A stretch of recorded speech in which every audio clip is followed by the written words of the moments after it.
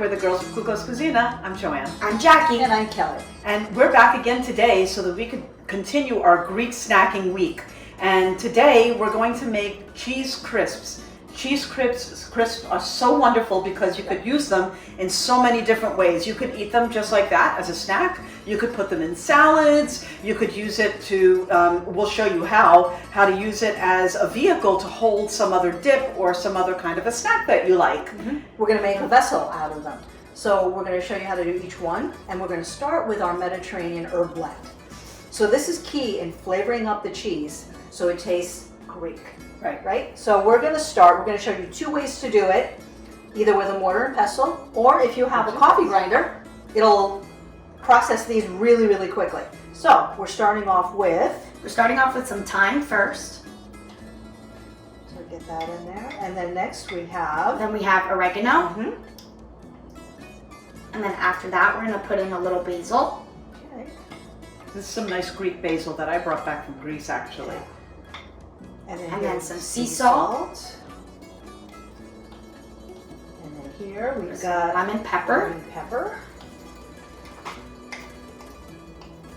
And lastly, some garlic powder. Now, if you want it with a little bit of a kick, you can throw in some chili powder, and that'll zest up your cheese crisps. So that's optional. That's on our blog this week, so we give that amount to you in case you want to go that way. So let's just mix this all up.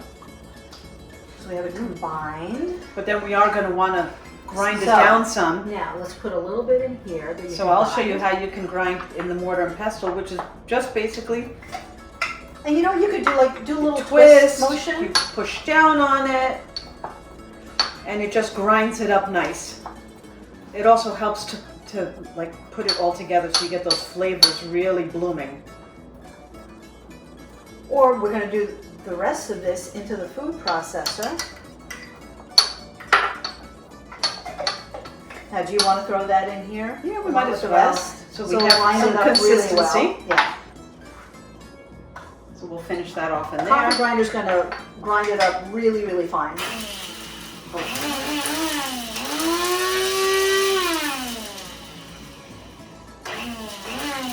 Now this makes a good amount of herb blend. So you're going to use about a teaspoon of this in the recipe, and the rest you can store in an airtight container. Perfect. At room temperature, and it'll last you for about a month. And that can go back in here. Yeah. And so, oh, you get the powder up. So now you That have, smells great. these are our two cheeses. So here we have some cassetti. This is a 1/4 cup of the cassetti. And this here is the kefalograviera that we're using. So our delicious Greek cheeses. And we're going to put them together in here and just mix these up.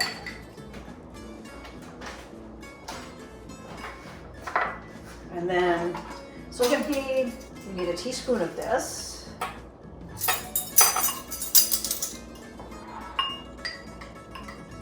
Okay. So mix that in. and this is, And we're going to be using this in the next couple episodes this week. So hold on to your herb blend. yeah, you could use this herb blend on meat. You can flavor poultry, yeah. you can flavor lamb, fish, lamb. fish, everything.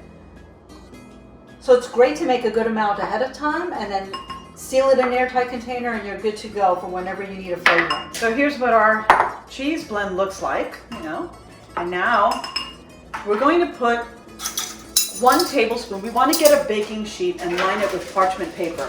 And that'll keep it from sticking to your baking sheet. And so what we want to do is we want to make 2 different kinds. So we're going to take 1 tablespoon worth. Do it level because these guys are going to spread. You want to place them 2 inches apart on your baking sheet because it's cheese and it will spread. So make it into a mound. I don't know if you could see that. There's our little mound of cheese. We'll do a couple of these. So we're doing 1 tablespoon for the crisps, and we're going to be doing 2 tablespoons to make our vessels. On this side, let's put 2 tablespoons. And we know Again, that this make is sure going to be it's- our vessel one. Make sure it's 2 inches apart. You can, in a sheet like this, you could probably fit 3 across. And keep them in a mound, otherwise they're really gonna get all over the place. Well, I think when you're making the bigger ones, you probably only want to do 2 You want across. two, yeah. And do level tablespoons.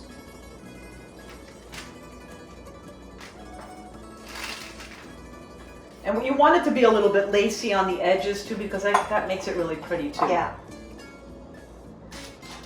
Just trying to not get too close. Yeah, you don't have to be like. Yeah, it doesn't have to be Perfect about symmetric. placement.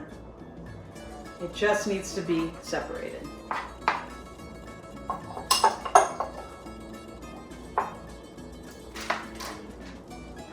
You can just put this on top, I think that's gonna be good for one more. Yeah. Even if it's a little bit small, it's something that you could use in your salads. And Another thing you can do is you can make them 1 teaspoon mounds, and they will come out like quarter-sized discs, and you can throw those into a salad. Like croutons. Like croutons, yeah. yeah, which is perfect. Okay, so this is what it looks like.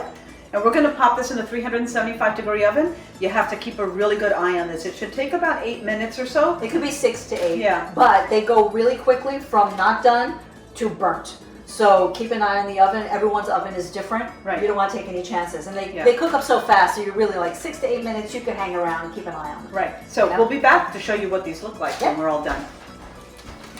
Okay. Hi, we're back. And now we want to show you what our cheese crisps look like.